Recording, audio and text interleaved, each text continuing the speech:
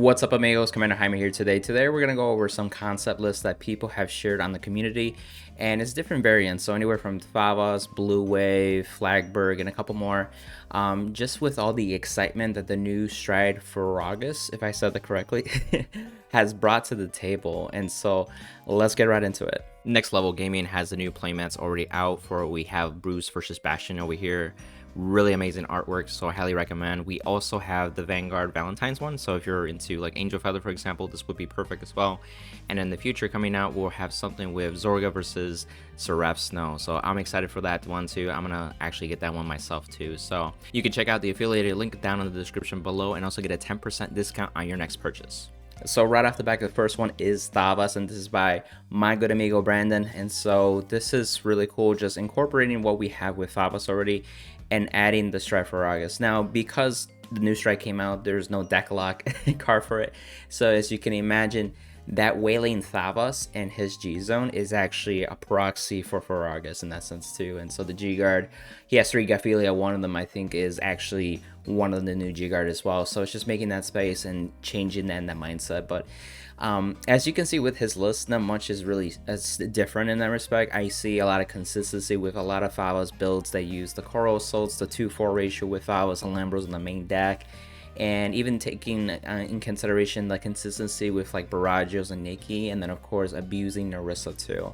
One of the things that I realized with Thavas with this new Stride is that you want to restand units like Pursuit Assault, Coral Soul, and even Narissa at this point. So you're able to rest Narissa, Soul Blast one to restand it to get power, and you can do that multiple times. So those are your beaters that Furiargus can really stand and shine in those moments of time too. So I think this is really a good template for anybody that's looking into Thavas and wants to give it a whirl in a sense.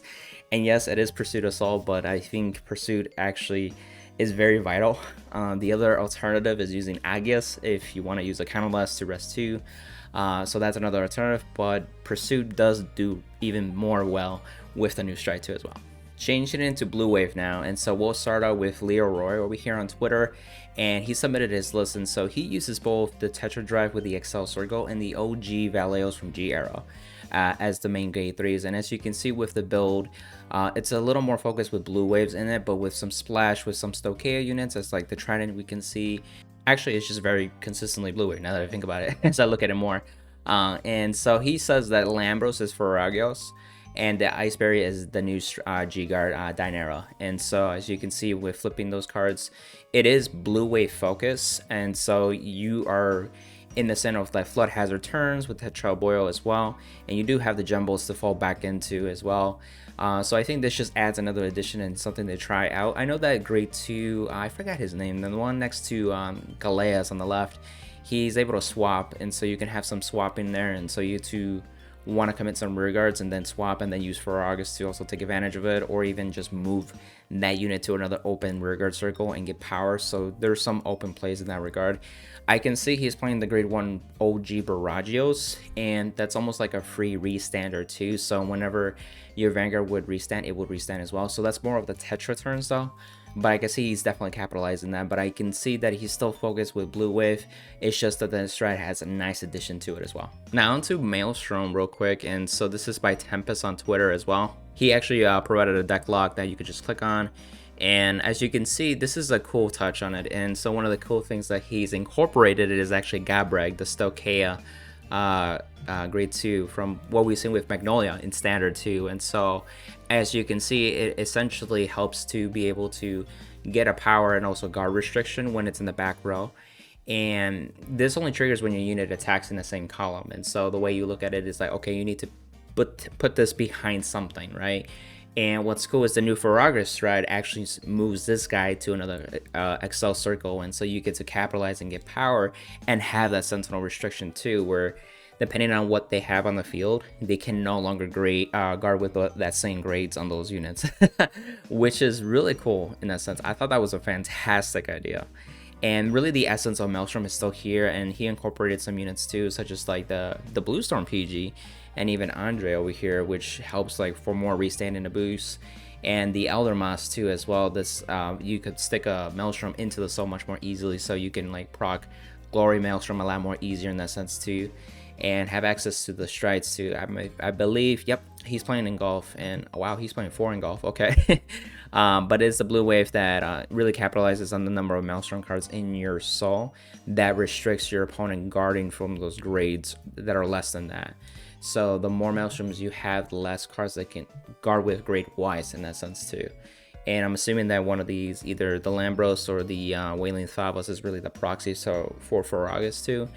And with the G-Guard, one of these or in addition to. And so I'm just kind of running quickly by these, but just to give you like an idea. But I do love the idea with Gabreg over here, having that Senatorial restriction and using Furiargus to take advantage of that too. Really quickly with Flagburg too, this is by Abud Luso. I think I said that correctly. He's on Twitter as well. And it's just really taking the overdress deck in Flagburg and just incorporating some like premium goodness on it. And one of the things that really stood out to me is the amount of like column swappers, multi-attackers in different ways too. So this is just something that he's trying out and also tweaking along the way too. So it's not a finished product. But as you can see, he's playing like a card over here such as Carlos the Great 2. I actually had to look up what this guy even does, and it's an on-hit Vanguard. You can countercharge one, so it helps with that countercharge management, along with the Press Tridents as the grade 1s too to help with that. But outside of that, you have the Propulsion Dragon for the grade 1 for the blue waves that just came out as a swapper and then becomes a booster. You have Stoicheia, like from set G, G booster set 2, that is a 9k from the back row that pokes Furiargus, and so you can have more attacks. But he also mentioned that he puts like triggers on it potentially too, just to have more attacks, to the point where your opponent's at 5 damage and they have to guard everything, so you're guaranteeing every single attack 1 card out of their hand. And so that's why he's playing cards like Stoicheia too. The grade 1 over here on the very right, Frontal Sailor, is a good beater, so every time that it stands up in the front row, it just gets plus 10k. So as you're building your Excel circles and you do have one of these or 2 of those and they stand for the turn, like if they survive, they actually immediately get that plus 10k. And then as you restand them with cards like Furiargus too, and even if you use like Andre for example, it gets bigger and bigger every single time. It's kind of like Gleipnir from like Genesis Taro days, where it just attacks, it gets bigger every single time in that sense. So it can be very deadly in that sense. And it does incorporate like the OG, not OG, but the Flagburg stuff, like the Ascendant support, the Inland Pulses too, and a little bit of the Tidal Assault and Coral Assault to kind of like go with that mesh too. And obviously this is not a completed G-Zone, this is something that he's trying now, and he said just make sure you add the Furiargus and the G-Guard that just came out too, and you can go from there. So real quick, back to Blue Wave, we have Shadowbuzz93 here. He reached out to me on YouTube and Discord, and so I wanted to share his list. So more Blue Wave goodness. As you can see, it's again Tetra Drive with the OG Valeos, incorporating some generic units but still keeping the essence of Blue Wave in it. As you can see, it has the grade 2 Blue Wave as well.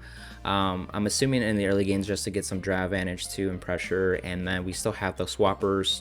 We have Fuevos here as the restandard, Corvette as the pressure. We have Tidal Assault, the OG one, so it can restand. Really for those Furiargus plays, just to take advantage in that sense too. And then we have some consistency of getting your grade 3s with Barragios, and you got your grade 1 Nickies from the G-Era. So you're able to consistently strike without like discarding your grade 3s in that sense too. He's actually playing the Forerunner Blue Wave unit too, so that way if you decide to go like Flood Hazard or Tetra Boil, you can take advantage of getting a crit and draw power from that too. It makes those turns a lot more aggressive and more advantage gating too. That might be more applicable into the sense. Just be mindful of the counterblast though. And then of course he's playing like 5 draw triggers, and then the stoicheia can also add to his late Omni trigger, as they would call it. Also with the Blue Wave Brutal Troopers too, those are essential in that sense. And he had mentioned that for this is a snapshot before the new stuff, but he would say that he would take out 2 Tetra Boils for the Stride, and then take out Ice Barrier completely for the new G-Guard. So I think with Blue Wave, the G-Zone is really tight, so it can be challenging to fit like all these wonderful strides that we have access to, and then also the G-Guards that we can use on those like situational G-Guards in that moment too. So I can see why he's trying to maybe take out a G-Guard that it's already taken a slot or something. and be able to just put the new one in the sense too. So definitely understand where he's coming from. Now into some crazy spiciness that I haven't seen in a while, and so this is for my good amigo Zay. He provided this. This is vanilla ripples, and as you can see, the main deck consists of the ripple engine. We have one Geno, we have two Meltiades with the Diamantes as having the Excel gift generator too, but then also playing the grade 3 Cray Elemental at 2, Brazing, and I forgot how you like pronounce that, but what the deck does, it utilizes vanillas, as you can see in the grade 1s, grade 2s, to be able to use effects like such as the grade 3 or the 2 Maul work to be able to ride and stride faster. In that sense, it almost reminds me of Skull Paladin. So for example, the grade 2, when you have 4 vanilla units, you can Counter Blast 1 and superior ride that grade 3 Cray Elemental immediately too. So if you're going first, you ride to grade 2 and your opponent's grade 1, you can use that skill to go to grade 3 while they're still grade 1. And then if you do have another Counter Blast, that grade 3 has a skill where if you have 4 vanillas, you can actually stride into the Cyclone as well. And as you're using their skills too, they flip another Cyclone from the G zone as well. So that helps you increase the Cyclone's effect in the G zone, where it can gives plus 5k to all your vanillas. So all of a sudden your vanillas are plus 5k, plus 10k. Your columns are double essentially. So you have that added aggression too. And it uses Odysseus too to be able to like put units into the assault and superior right what you need in that basis too. So a really cool play is like he told me that you can stride into Gembold, use the skill to get 2 cards, you grab vanillas, and that helps you build your field much more easily. You can use the grade 2 skill while you're still in Gembold to superior right down to the grade 3. And then you can use the grade 3 skill to Soul Blast to search more vanillas, add that more so you have more to work with, and then use its skill to Counter Blast to now go back to stride but into the Cyclone. So you can see you can kind of zigzag down, up and back up in that sense, or depending on the situation, whether you be in the Excel circle with Diamantes or even this guy, to superior right quickly. More than likely you can also Legion if you want to, and he had mentioned that you can return your triggers that you use, whether it be vanillas or you call over them or you guard it with them in that sense too. So it makes your drive checks a lot more deadlier in the sense too. And because of those grade 3 and grade 2 filtering vanillas out and themselves out, and with Odysseus also filtering out the ripples to re-ride, your drive checks become a lot more deadlier. And as you generate more Excel circles and as you flip more Cyclones, Furiargus becomes even more deadlier because you have so many cards face up already in the G zone. They're all powering up your vanilla units, so they're actually getting beefy on their own, and now Furiargus can restand all of them, and that's just added pressure in that sense too. So it actually goes hand in hand what he was already using before the strat was revealed. So this is pretty cool. So if this is something that you want to tweak out, I definitely recommend trying this out. I might try this out myself later on, but I think it's a really cool deck and concept in that sense too. So good job, Zay. And so this was just some deck lists that I wanted to share out that I think this is really cool to just like get an idea out so people can play test and just try things out in that sense too. So I know it's exciting too. I will be doing a deck profile for Thavas eventually too. It's just that I'm still working on that, and I know the events are coming up, so I may be able to participate that. So I am play testing with a different deck, so I'm trying to like fit everything and then also like edit and record and then also publish. But I thought this was a quick idea that I can do and provide to the channel too, especially for those who actually just started watching this channel. Thanks for subscribing and coming out and checking out my content too. So I do things like this along the way outside of deck profiles too, but this is something that I feel like is just exciting for everybody too. And if you want to support the channel, obviously you can use Next Level Gaming for their playmats too. You can use the code Commander Jaime to get a 10% discount on your next purchase. You could also use 50 cards to get your next bundle of cards that come out in the next set. If you use the code Jaime, you'll get a 5% discount as well. And if you want to support through TCG Player, feel free to use the affiliated link down below in the description as well. And if you felt this video was worth of value too, you feel free to share it to a fellow card fighter such as yourself and other people that you think that Aqua Force or stoicheia or Furiargus is just interested in the sense too. And if you haven't subscribed, subscribe and hit that bell for instant notifications for more content to come. See you, amigos. Bye.